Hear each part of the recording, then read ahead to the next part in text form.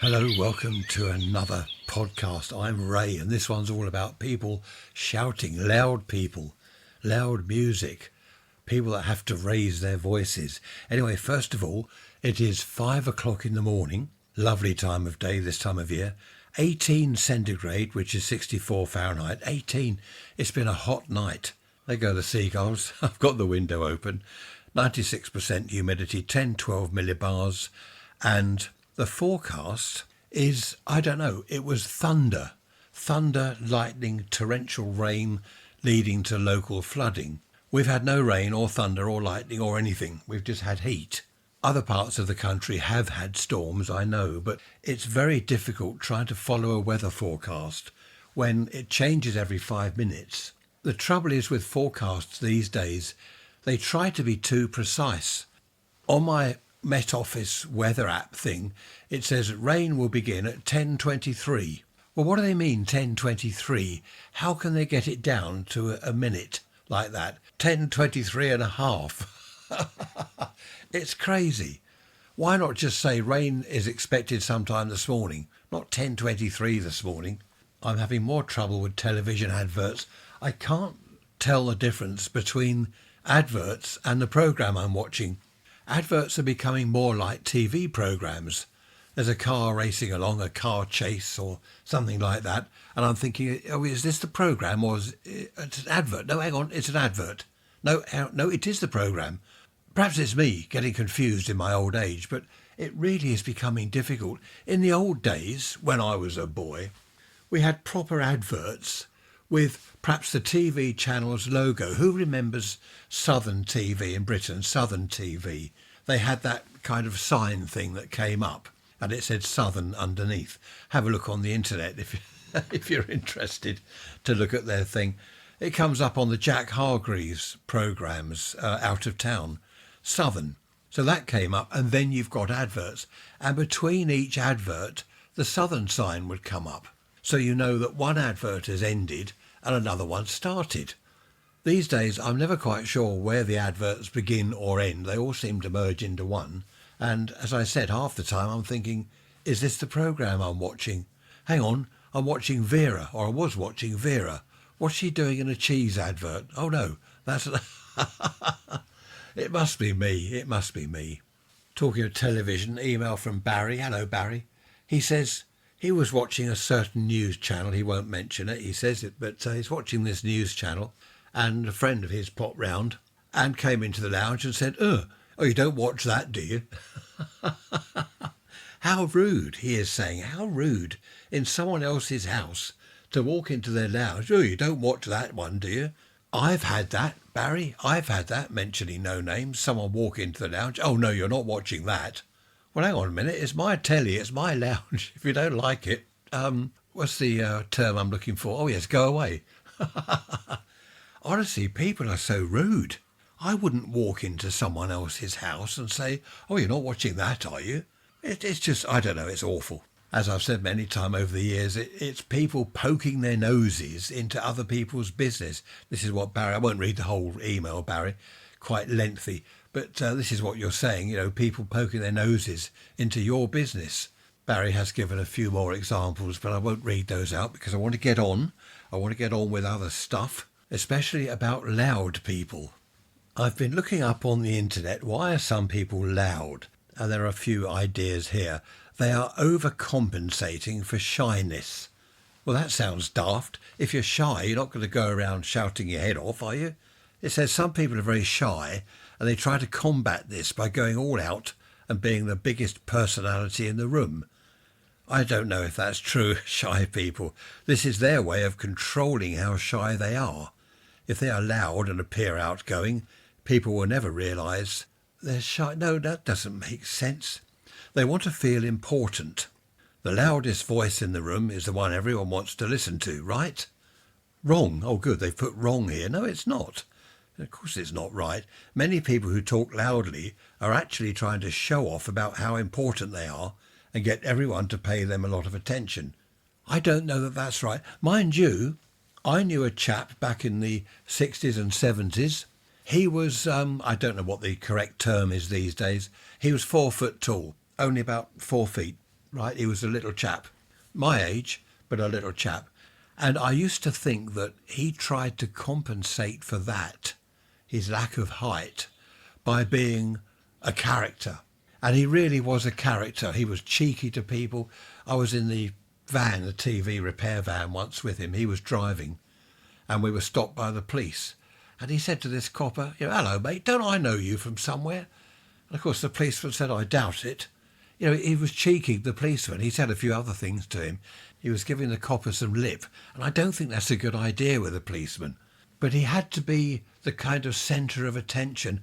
And I did often wonder, is that because he is very short? He was only about 4 feet. I don't know exactly, but half my height. Well, no, I wasn't 8 feet. So he wasn't half my height. I couldn't be 8 feet high, could I? Anyway, perhaps that makes sense of this then. Here's another one. They're trying to prove something. Similar to overcompensation, some people who talk at a high volume are doing so because they feel they need to get their point across. Well, that's true. You get the people on the news programmes, don't you? A couple of people, perhaps 3 or 4 people, and they shout over each other because they want to get their point across. And there's one here, I don't know about this. It's down to their biology. What? How can it be? A lot of behaviour comes down to our personality type and our childhood. But in some cases, it's linked to biology, depending on how the muscles in our throats... No, that's all rubbish. I know some men that are very loud. I also know some women who are louder. Anyway, they're selfish and egocentric. No, that's not right. They could be anxious. Who wrote this rubbish? How can they be anxious so they shout? Anyway, that's a load of rubbish. Not worth Googling why people shout, obviously. Do you shout? Are you a loud person? Tricia is a loud person. She knows it. She admits it. She doesn't know why. Having said that, her dad was very loud. And the family have sort of decided that she's got this trait from her dad. It's in her genes. He was loud. He really was loud. It's funny, it's a family thing. Where when the news came on the TV, you couldn't hear the news because he was shouting over it. Oh, no, it's that, usually politics. Oh, no, it's that, well, I can't swear on here, but, oh, look at him, it's that, and he was shouting and shouting. And, of course, you can't hear the news, and it's become a bit of a family joke. But I think that's where, well, the entire family believe that's where Tricia got it from. In fact, Tricia's sister has she has said that when they all lived at home, in the mornings, her sister would wake up and she could hear Tricia and her dad, and they're loud. Early morning, they're loud. They're going around the house shouting at each other, having a conversation, one upstairs and one downstairs. And her sister said, I've just woken up and I'm subjected to all this. And I think Tricia moved out first. And her sister said, I couldn't believe it. It went quiet, apart from her dad, of course. But it is strange. Perhaps it is hereditary. I remember our nephew saying to Trish, she told me afterwards, she said, he was talking about me, and he said, how can someone so big be so quiet? I think he put big people along with big voices, big noise. Smaller people were quieter. Yes, I am quite a large bloke. It's muscles, of course, height and muscles, body toning and all that. No fat at all. If you believe that, you believe anything. Do you believe politicians stone the crows? I'm not going into that, but here in the UK, all you lot abroad, I bet you're having a laugh, aren't you? At us over here, our politicians. Anyway, let's get away from that rubbish. What are we on to? Yes, noise. Several of you have emailed about live music. Now, Ed. Hello, Ed. I know a chap called Ed. Well, he's Ed Wood, but he likes to be called Ed. Ed is in Brighton, not far from me. And he says that every Saturday night, he and a few friends of his would go to this pub every Saturday evening. And it was their weekly outing sort of thing. There was no jukebox there, no live bands, anything like that. And it was a very popular pub, he believes, because you could actually have a conversation. So what happened? I guessed what had happened, Ed, before I read the rest of your email. They started having a live band on a Saturday night. He said a lot of people stopped going to the pub on a Saturday. Now, the idea of a live band is to bring people in, isn't it? To get more customers, not get rid of them. And he said that he and his friends, they couldn't have a chat in the pub, their weekly chat, because of the noise. So they went to a different pub. And he bumped into the landlord, apparently. And the landlord said, "Where have you lot been? I haven't seen you for weeks." And he said, "Well, no, you won't. We went there for a chat and we can't hear ourselves think now." And apparently the landlord said, "Yes, I've had a lot of complaints about the noise." I don't know what happened in the end. Ed says he didn't go back there, so I don't know. I've had several emails about noise in pubs, live bands, people shouting. So it's not just me. Thank you, everyone. I'm not going to read them all out. There are too many. But thank you for your emails. It's made me feel better because I thought I was just a miserable old fool, always moaning about the noise. We went to the tip yesterday. Nothing to do with noise, really. And I was waiting for the tip to open. Trish and I sat there. We were first in the queue. You have to book your slot these days at the refuse tip. We were booked for 9 o'clock, got there a bit early. Tuning around on the radio, I like doing that. I found a pirate station. Wow, excellent, a pirate station. And it was playing this sort of umcha type music. Is it garage? I don't know what it's called. There's house, there's garage. Is there shed music? I love it. I said to Trish, "Do you mind if I turn this up?" And she said, no, I can cope with that. So I wound it up. I was sitting outside the tip, nearly 9 o'clock in the morning, and the cars rattling, going umcha, umcha, umcha. It was great. People must have looked and thought, "Look at that old fool in the car." They probably thought it was some lad in his teens or 20s. They see this old bloke in the car. Excellent.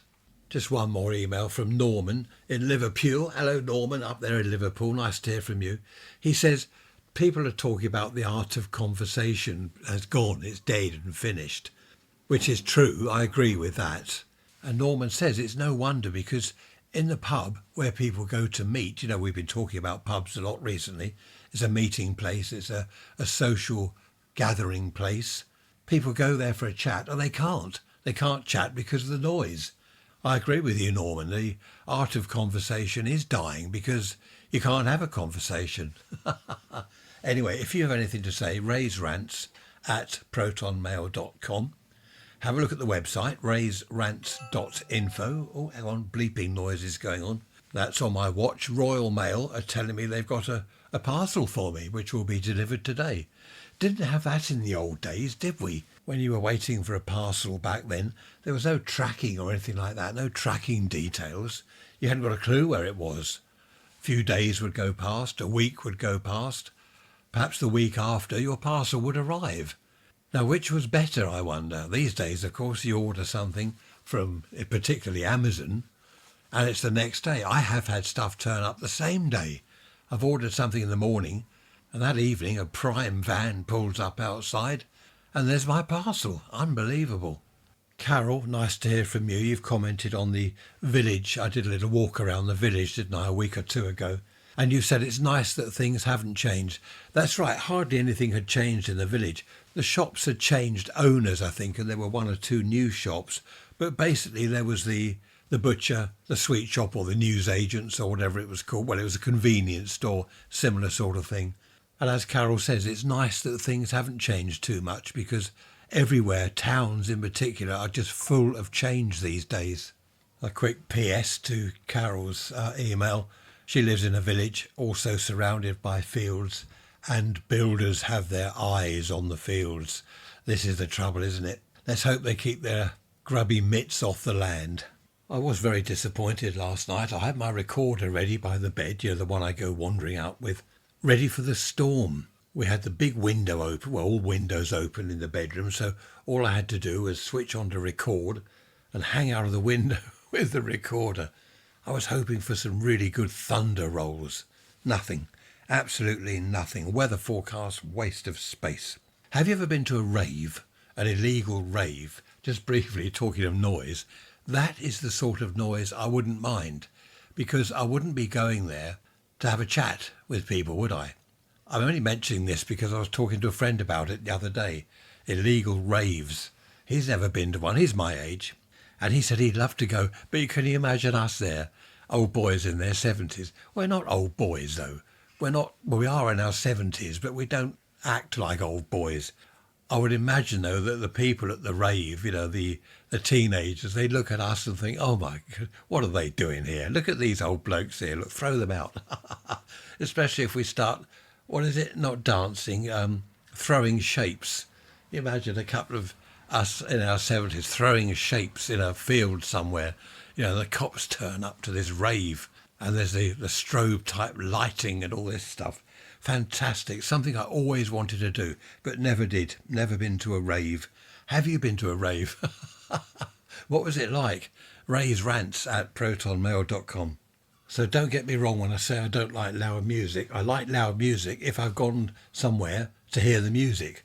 I don't like loud music when I'm trying to have a chat to someone. Crazy. Ray, you went off to the Isle of Wight. Nice to hear from you. You're going, is it you going or you've been to the Isle of Wight?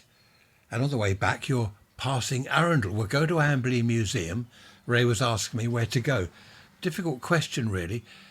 Arundel is a lovely place, a lovely town just to wander around. Lots of antique shops, if ever any of you are down this way. I was going to edit that out. That's Tricia downstairs in the lounge. I'm upstairs telling me that someone's going to be here in an hour. You see, she can have a chat when she's round the shops. I can still hear her. I was going to cut that bit out, but I thought, no, I shall leave that in. That's a perfect example of having a conversation when someone's upstairs and someone else is downstairs. Anyway, Arundel, lovely antique shops, lots of nice little tea rooms. There's the river, of course. There's the Black Rabbit pub, which is on the river. That's out of the town. The walk is at least a mile if you're walking out of the town to the pub. Swanbourne Lake, a lot of lovely places in Arundel. Amberley, of course, the museum. So I hope you enjoy that, Ray, whenever you're going. And I hope the weather's kind to you. Brent, good to hear from you, all the way from the US of A. You said that some time ago you gave me an idea for a podcast episode about things that are better now than they were in the old days. I thought I'd done that. I think I must have mentioned it. But you're quite right. A lot of things these days are better than they were in the old days. I'm always harping on about how nice everything was then, how brilliant everything was. Well, just one quick example. Look at medical stuff, hospitals, so much better. Your chances of surviving these days are so much better than in the 50s. All the medical equipment they've got now, the new drugs and everything. So yes, it's not all bad these days and brilliant in the old days. I'll have to make some notes, Brent, and sort of compile a list of then and now, things that are better now and not so better then or whatever. So anyone else got any ideas on that? What's better now than it was in the old days? Raise Rants at protonmail.com. It's now a new day. We've got a little bit of sunshine. There were some foxes around last night. I think 2 of them were somewhere near the back garden. They were shouting and screaming. Goodness me, I don't know what they were up to. Well, I do know what they were up to. Apparently they're very loud when they do that sort of thing. And I had to close the window in the end because they were that loud. Of course, in the old days, in the 50s, 60s, didn't have foxes around the garden. I didn't see foxes in the road or anywhere in the urban type areas. They were in the woods. Of course, there are no woods now, are there? And we all know why there are no woods, don't we? It is lovely to see the foxes around. They don't actually come into our garden. I was hoping they would. The trouble is they chew up things. They chew wires and things to outside lights, and the pond pump, that was chewed once when a fox got in, chewed to bits, which can be dangerous, of course. We don't want foxes electrocuted. But it is lovely to see them. It's just I don't really want to hear them at night. What with the foxes screaming and the seagulls shouting, honestly, you'd think you're living in a zoo at times. It really is that loud. I haven't seen a hedgehog for a while, which is a shame. We used to have 3 regular visitors, hedgehogs, in the garden every night. And in the summer, with the window open, the bedroom window, we'd hear them snuffling about. They're very noisy eaters. And we'd leave out the proper food for them. Not milk and bread, because they are, lactose intolerant or something. We'd leave out the proper food, hedgehog biscuits, and they'd be out there crunching away, all 3 of them, every night. And then they disappeared. I don't know what happened to them. They disappeared. Such a shame. I like hedgehogs. I like bats as well. I'd like a bat detector. These electronic devices. that they can pick up the ultrasonic type sounds from bats. I'd like one of those. The trouble is I don't think there are any bats around here. When I was a kid, I used to go over to the woods in the evening at dusk time. And if you stand just at the outskirt bit of the woods, just on the edge of the woods, chuck a stone up in the air, bats would come out of the trees, they'd swoop down, realise it's a stone, and then swoop back up to the trees again. That was great fun. We used to entice them out of the trees by chucking anything, stones, lumps of mud, anything in the air. They knew as soon as they approached it, they knew their sonar picked up this thing, and they knew somehow that it wasn't food, it wasn't edible. So they'd swoop back up into the tree again. Fantastic. I used to love doing that. I haven't seen a bat probably since I was a kid, since I used to go to the woods. I don't think any live round here. They wouldn't, would they? They don't live in urban areas, or do they? Have you seen any bats? Raise rants at protonmail.com. Let me know. We watched another one of those programmes last night about the way shops used to be. What was it called? The shops we used to love and have lost, or something like that. And there was Woolworths, C&A, British Home Stores, loads of these shops that were the kind of hub of the high street in every town. They've all gone now. Apparently Woolworths was worldwide. Did it start in Australia, was it? And Woolworths is still in some countries. So that's interesting. But we've lost all these shops. And of course, as they said, it's the internet that's done it, isn't it? Who goes into town shopping anymore? As they were saying, it used to be a shopping experience. You'd go into the town to go shopping, something to look forward to. I don't mean food shopping, you don't look forward to that, but tomorrow we're going downtown, might buy a pair of shoes, might have a look in that clothes shop, see if I can get a new pair of trousers or a skirt or whatever. It was a shopping experience. You'd go into town, perhaps halfway around doing your shopping, you'd have a cup of coffee in Lyons Corner House. I remember Lyons Corner House when I was a kid. I used to go in there, either with my mum or my grandmother. That was great fun. Happy days. It's all gone now. What's left of the high street, as they said on the programme, coffee shops, mobile phone shops, charity shops, it's all gone. There are a few estate agents left. I thought they would have disappeared by now because you can do all that online, can't you? Buy and sell a house online. But there are a few estate agents left. But all the decent, you can't go clothes shopping or shoe shopping in town. Well, not our town anyway, because the shops have gone. There aren't any shoe shops. I don't know why I'm laughing. It's not funny. I used to love going down there. They were talking about boutiques. There was Next, Top Shop. What was that? Top Girl or something. And for the men, there was Squires. I used to go into Squires and buy hipsters. These trousers that were so low on your hips, they were nearly get arrested, with the flares at the bottom. Fantastic. I had a pair of velvet hipsters, purple velvet, with a purple crushed velvet jacket to suit. Fantastic. Waisted jacket. Why am I going on about this? We're meant to be talking about something. Oh, Loud People, wasn't it? I don't remember Loud People back then. Mind you, as a child and teenagers, I suppose I don't know. People weren't loud back then. We had loud music, of course. I just don't remember people being loud. Something else that's gone from the high street are the travel agents. I remember going into a travel agent in my teens. There were, three or four of us. We wanted to go to Spain. Went in this travel agent. We want to go to Spain. What have you got? Right, Palma de Mallorca, was it? And they said, oh, we've got this, we've got that. Look, how many of you are there? Right, 4 or 5, whatever they are. Okay, we can do you this hotel. Look, that's this price. That's flying on so-and-so date. With the package holiday, it was all in. Your aeroplane, coach from the airport the other end to your hotel. When you get to your hotel, you meet the travel rep, the agent rep. And she'd say, oh, we're doing this. Tomorrow you can go on an excursion. We're going off to a place where they do a big barbecue, a kind of a hog roast thing. You can book your tickets for the coach. It was great. Pop into the travel agent. Trish and I did.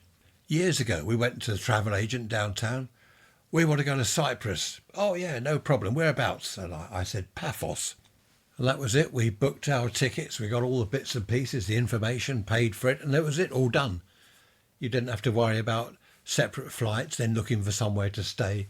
It was good, but there aren't travel agents now. Well, not at least on the high street, are there? They seem to have gone. I must be honest, I don't go into town anymore. I just don't go down there anymore. So I'm not too sure what sort of shops are left. I must go and have a look. I must take my recorder with me and bore you with another outside broadcast. There were a lot of shops down there, all sorts of shops. The toy shops have gone. We had a huge toy shop, early learning centre, Toys R Us. Do you have that, or did you have that where you were, Toys R Us? We still have TK Maxx. I think that's a clothing shop, isn't it? I don't go in there. Don't go anywhere near the place. You know me of old now, don't you? You've been with me for years on the podcast episodes. Where would I rather go, the town or the woods? You're all saying the woods, that's right, live in the woods. And the shoe shops, of course. Every town had a Clark's shoe shop. Do you remember as a kid having your feet measured with the sort of measuring stick thing? You put your foot on it. They measure your instep and all this to make sure the shoe fits. Otherwise you end up with claw toes if it's all wrong. I'm old enough to remember the X-ray machines. Who remembers that? You'd stand on this, there's this tall wooden box thing with like a viewing thing you look through. Just like those old machines, what the butler saw. Except it was nothing rude. You looked down and there was this green image of your feet. But your bones, you could see the bones. It was an X-ray machine. I used to love that. I'd go in the shoe shop just to have a look at my bones on my feet. I think the idea was you put a pair of shoes on, then look at your bones, and it would show you whether your feet are crunched or whatever, bunched up, whether the shoes were too tight. I think that was the idea of it. But that was great fun. I remember trying to stick my hand in there, but of course then I couldn't reach up to look in the X-ray thing. So I get my friend, put your hand in there, go on, stick your hand in the bottom, and I'll have a look in the top. Oh, look, I can see your bones in your fingers. Excellent fun. I do remember even at that early age, sort of 8, 9, I wanted an X-ray machine. I wanted to take it to bits to see what was in it, to see what made it tick. Anything that I got hold of. People used to give me electronic things, old radios and bits of pieces, old record players that didn't work. This is when I was young. Well, they weren't record players when in the 50s. They were gramophones. They were called gramophones back then. I'd take all this stuff to bits. And when I look back, some of it these days, had I looked after it, kept it and looked after it, it would be worth a lot of money now. But of course, I just took things to bits because I wanted to find out what made them tick, how they worked. One chap, a friend of the family, he gave me a 1920s radio. It was a big wooden box with big dials and things on the front, lots of coils everywhere, was it walnut? I think it was a walnut box. It was a beautiful radio and it was immaculate.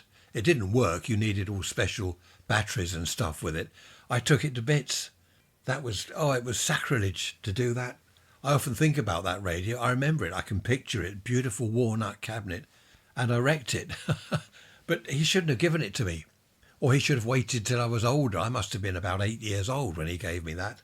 He should have waited 10 years till I was 18. Then I would have got it going and looked after it. Not to worry. Oh, water under the bridge, isn't it? All the old things I've had back in those days, all gone. It's such a shame. I had some lovely pieces of radio equipment. And not only radio equipment, I had dinky cars, matchbox cars, or toys, all that lot. I had Hornby train set. All this stuff, I don't know where it went over the years. As I grew up, I didn't keep it. Of course, a lot of people do, don't they? Stash it all away in the loft. Then when they leave home and get married, they say to their new wife in their new house, just going to collect my bits and pieces from mum and dad. So they come back with 6 van loads of stuff. Train sets and goodness knows what. As kids, we had a rocking horse, a genuine old rocking horse. I'm talking kind of 1920, and the tail on the horse was horsehair and the mane was horsehair. Now something like that would be worth a fortune. We called him Dobbin. Be worth a fortune these days, and it was in very good condition. We didn't wreck it. All we did was sit on it and rock back and forth. There was nothing to wreck really. That sort of thing, worth a fortune. But it's not only the financial side of it. It would have been nice to pass that on to our children. I don't know where it went. I think my dad must have sold it, but we could have passed it on to our children and then on to the grandchildren rather than just sell it. It's not all monetary value, is it? I do remember when I was a child wondering what to collect. I do remember that because people would say, oh, look, I've got this, that's worth a lot of money. Something perhaps from, I don't know, 1910, and this is the 1950s. That's worth keeping, that's worth a lot of money, that is. They're quite rare these days. And I would look around and think, well, what can I collect that one day when I'm older will be quite rare and a lot of money? And I could never think of anything. For example, dinky toys, matchbox cars. Well, no one wants those, they're kids' toys. No one will want those in future, will they? Wrong. Lovely British summer, it started lashing with rain. It's Saturday now, by the way, Saturday lunchtime. I've just had 2 cheese and pickle rolls, my favourite, with homegrown tomatoes. Still, you don't want to know that, do you? Something else I should have collected, what I did when I was young, was cigarette cards and stamps. I had a load of stamps, some apparently quite valuable, so I was told at the time, and lots of sets of cigarette cards. I had hundreds. I had books full of books where you stick them all in. I had lots of sets of tennis players. I remember the darling of the centre court. And those cards were from the 20s and 30s. I believe 30s, not sure about 20s. My grandparents gave me a load of different sets of all these tennis players. I should have kept all those. Never mind. One thing people did drum into my head when I was younger, bricks and mortar. Put your money into bricks and mortar. Does that still stand today? Do you remember when we went through a period a few years ago now, probably 20, 30 years ago now, maybe more than that, where a lot of people were in so-called negative equity. Their mortgage was, say, 100,000, and the house was worth 90,000, so they were in negative equity. They couldn't sell, they couldn't move, they were stuck, they had to stay there. Fortunately, I didn't experience that, but I do remember thinking at the time, I was always told, invest in bricks and mortar. So it's not always the case, not always a good idea. Another thing I was told when I was about 18 years old, get yourself a private pension, start paying in now. Of course, when I was 18, the last thing on my mind was retiring. In hundreds of years' time, you'll be glad that you got yourself a private pension. I didn't want to think of that. I didn't want to think of being old, 65, 70. That was a lifetime away, hundreds of years away, light years away. So, of course, I did not get a private pension. But, of course, the chap was right. Had I done that when I was 18, well, I'd be rich, wouldn't I? I'd be rich. No, I wouldn't. Probably would have lost the whole lot on some disaster somewhere where all the pension money disappeared. A friend of mine contacted this company, whatever. He'd been paying in. He thought it was some insurance thing he'd been paying into. £5 a week or whatever. He'd been doing this for decades. He wasn't sure why he took it out or why he did it, but it was £5 a week. And he eventually contacted the company. He came across some paperwork and he was thinking, why am I still paying this £5 a week? He got onto the company and he said, look, this insurance I've got, I don't want to do it anymore. I'm getting on in years now. And they said, you haven't got insurance with us. And he said, I have. I'm paying £5 a week. They said, that's a pension you took out. He said, oh, I didn't realise that. And anyway, long story. They said, yeah, the good news is, do you want to take it out? It's £30,000. He got a cheque for 30 grand. He had no idea what it was. He thought it was some weird insurance. I don't know. I don't know whether you can hear that. That's that pirate station. They've been playing, well, it's 24 hours now, putting out their sort of techno-type music. I don't know how long they'll last, because we've had a few pirates recently around here. It's on FM, VHF, FM, and they haven't lasted long. Ofcom, used to be the DTI, wasn't it? Then the GPO. Ofcom have come down to the south coast here and busted them. So I don't know how long that one will last. We had to pop out in the car this morning. I've got it on the car radio. And it was this umcha stuff I was talking about earlier. And I was blasting that out in the car. Trisha's next to me, frowning and shaking her head negatively. And I got my hand out of the window to put him a fist in the air. She said, "You'll get stopped by the cops, you will." There aren't any cops around, they won't get stopped. But that took me back to my old days, driving along in the car, got the radio on, Radio Caroline, Radio London, the Pirates, summertime, arm out of the window, whistling at girls. Oh, no, I didn't do that. That's naughty, I wouldn't do that. Stone the crows. Happy days, though, back then in the 70s, 1976, that very, very hot summer. I remember going down to the beach. I hate the beach, but I went down there anyway with a few friends. And there's people all in their swimming gear, transistor radios everywhere, the sun's blasting. This was after work one evening. Everyone piled down to the beach and all jumping in the sea. And it's like a party down there with the transistor radios going. Fantastic. In the end, in the car, Trish said, "Do we have to listen to that?" And I said, "Well, yes, because it's an illegal transmission. Doesn't matter what they're playing. Could be Beethoven's Fifth. I don't mind what they're playing. It's illegal. That's the point. It's a pirate radio station. You have to listen to it. Whether you like the music or not, it's totally beside the point." I was looking at something online the other day about pirate radio stations, and apparently there are one or two political ones in London. This is political pirate stations, not just the music type. I don't know what they do. They probably talk politics all the time. Either they're left or they're right or they're whatever they are. And they've got these clandestine radio stations pumping out their whatever, their politics, I suppose. I've never heard that. I've never known anyone that's been inclined to do anything like that. All the pirate radio stations I've ever heard put out music. Of course, in the old days, the 60s, the Cold War, there were a lot of clandestine radio stations on the shortwave bands, various countries putting out their propaganda. Now, that was quite interesting. I won't name countries in case I get arrested or assassinated. But that was very interesting, tuning around shortwave, listening to various or certain countries putting out their propaganda. That was interesting. I believe that's all gone now. I've not heard anything like that on shortwave recently. Talking of people and music being loud, back in the days, probably even these days, especially in America with the AM broadcast stations, hundreds of them all over the country, the stations had something called an optimod. And what that was, it made the music sound a lot louder than it really was. Radio Caroline, Radio London, they used them on the ships in the North Sea. Basically, it's an audio compressor, processor, but a valve, a tube version back then, before transistors and solid state stuff, before computers.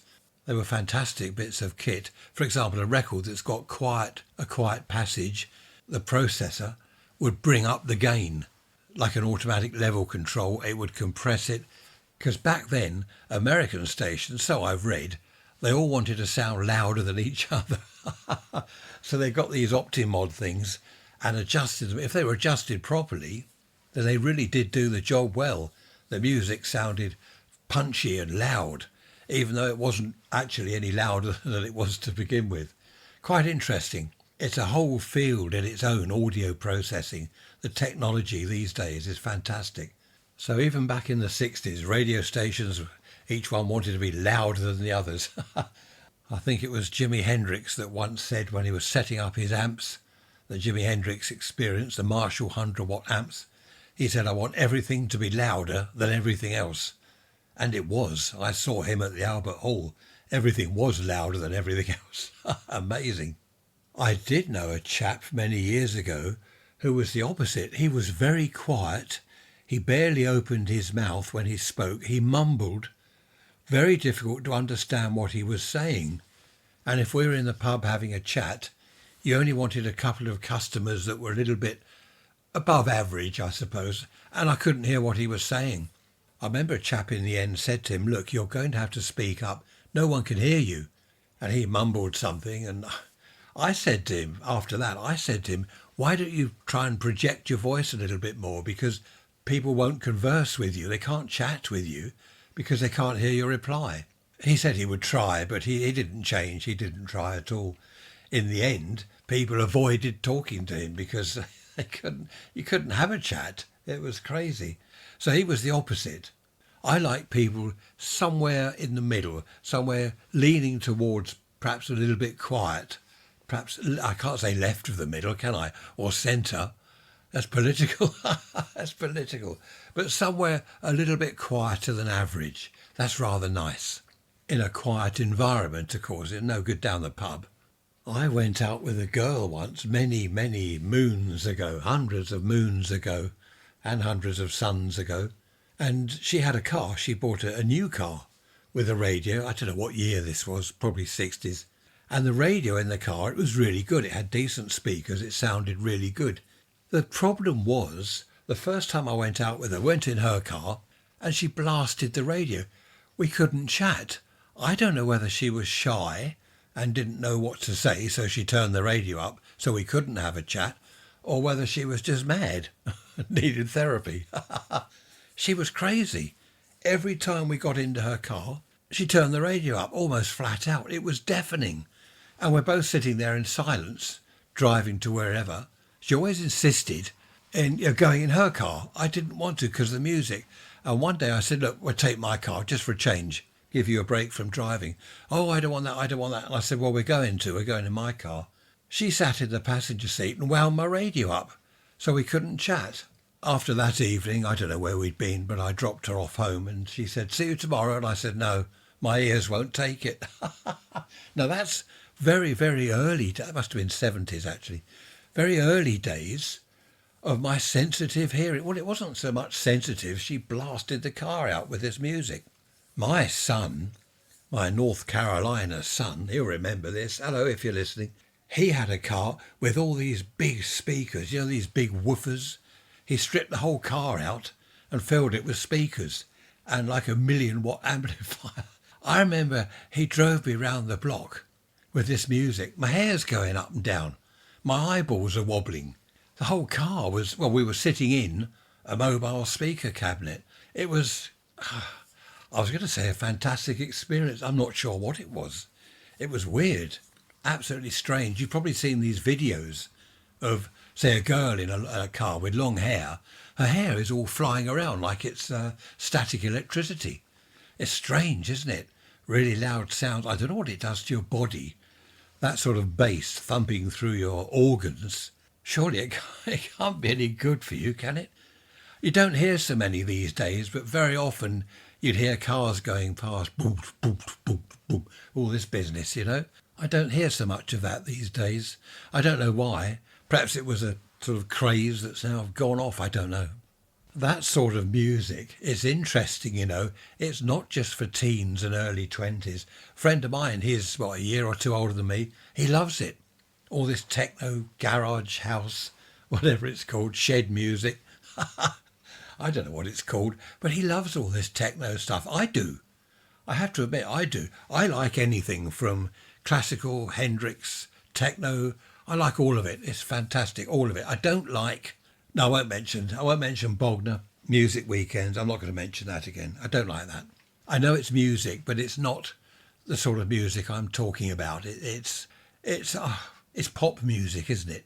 Popular music. 2.5, 3.5 minutes of popular music on a 45. Well, it's not 45 anymore.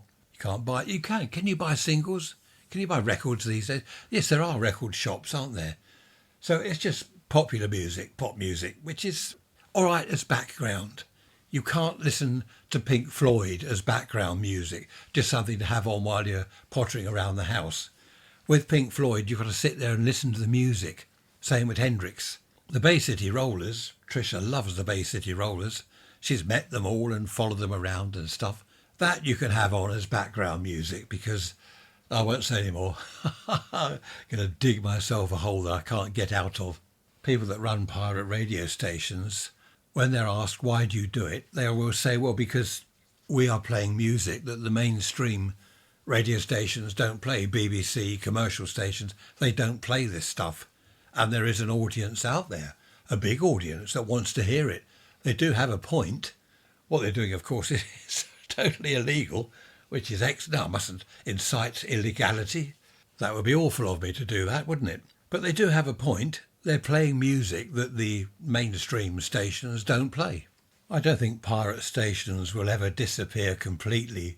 Possibly one day when no one's got a radio, because who listens to the radio these days? You can still buy FM radios, can't you? DAB, Possibly when it's DAB only, FM's closed down, there won't be any pirates because there'll be no one listening. No one will have a radio, so there'll be no point. That'll be a sad day. I think you can buy a licence from Ofcom to run a very low power radio, sort of community radio station. But you have to have authorised equipment and you have to stick to this rule and that rule and you mustn't do this and you mustn't do that.